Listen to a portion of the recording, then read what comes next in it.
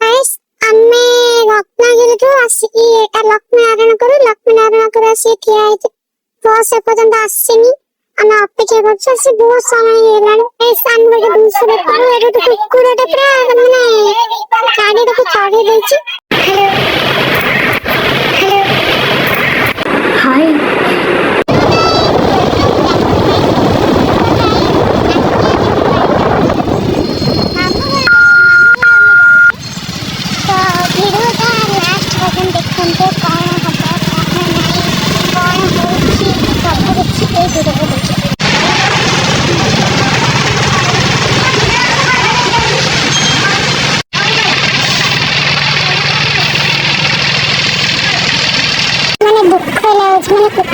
ମରିକି ପଡିଛି।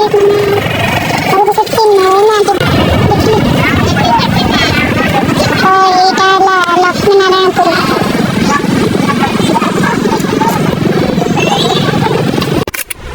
ଏବେ ଫାଇନାଲି ଆମେ ବସ୍ରେ ବସିଗଲୁ। ସିଧା ମାମୁଁ ଘରକୁ ଯାଉଛୁ। ମାମୁଁ ଘରେ ପହଞ୍ଚିକି ଆପଣମାନଙ୍କୁ ଦେଖିବୁ।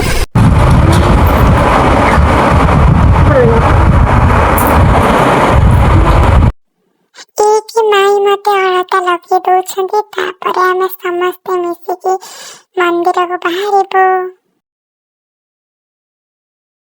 କେମିତି ଲାଗୁଛି? ସୁନ୍ଦର ଲାଗୁଛି ନା?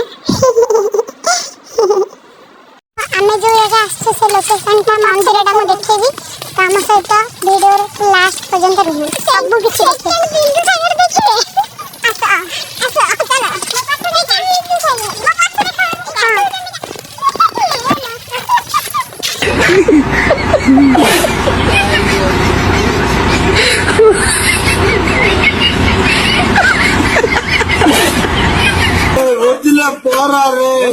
ସମସ୍ତେ ମାଙ୍କ ମନ୍ଦିରରେ ପହଞ୍ଚି ଯାଇଥିଲୁ।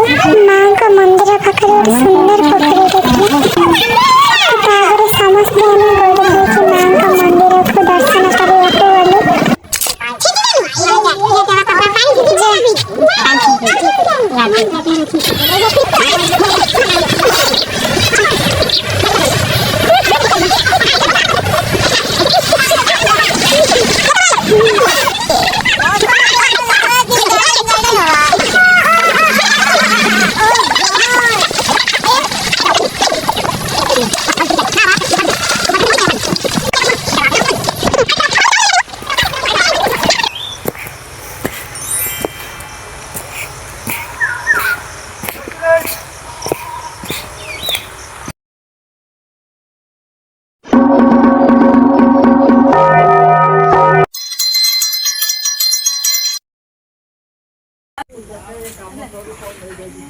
ଏଇଠି ମତେ ନନା କହିଲେ ପାଣି କାଢିବାକୁ। ମୁଁ ପାଣି କାଢୁଛି। कौन है वो मुझे हेलो गाइस, देखो ना गाइस, देखो ना। Oh my gosh!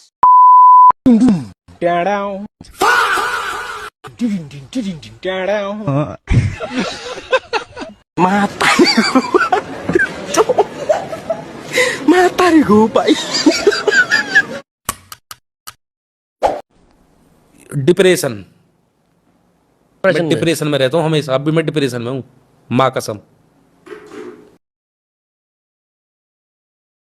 तो ଏଇଠି ମୁଁ ଖାଉଛି। ମତେ ଜୋର ଭୋକ ଲାଗୁଥିଲା। ସେ ମନ୍ଦିର ହଉ କି ଯୋଉଠି ହଉ, ଆଗେ ଖାଇବି ତାପରେ ଯୋଉ କଥା। ଠାକୁର କଣ କହିଛନ୍ତି ମତେ ଭୋକ ଉପାସରେ ପୂଜା କର? ଆଗ ଖାଅ ତାପରେ ପୂଜା କରିବ, ହେଲା?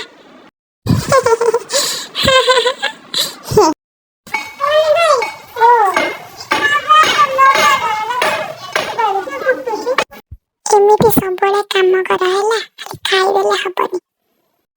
ଦୁଃଖୀ ମଣିଷର ଏ ଜାତ କେତେ ନା ମହତ କେତେ। ଦୁଃଖୀ ମଣିଷର ଏ ଜାତ କେତେ ନା ମହତ କେତେ। ହଉ ଥାଉ ସେତିକି ଥାଉ। ତ ଗାଇସ୍ ଏପଟେ ଆମର ଆଳୁ କଟା ହେଇଛି, ଆଉ ଏପଟେ ମାଛ କଟା ବି ଚାଲିଛି। କିଏ ଖାଇବ ଆସ ଆସ, କିଏ ଖାଇବ ଆସ ଆସ ଆସରେ। ବାଃ ବାଃ କି କାମ ଅଲଗା କାମ କରୁଛି। ତ ସାଙ୍ଗମାନେ ମୁଁ ଭିଡ଼ିଓଟା ଏଇଠି ଏଣ୍ଡ କରୁଛି। ନେକ୍ସଟ ଭିଡ଼ିଓରେ ଦେଖା ହେବା। ରହୁଛି। ନମସ୍କାର। ଜୟ ଜଗନ୍ନାଥ।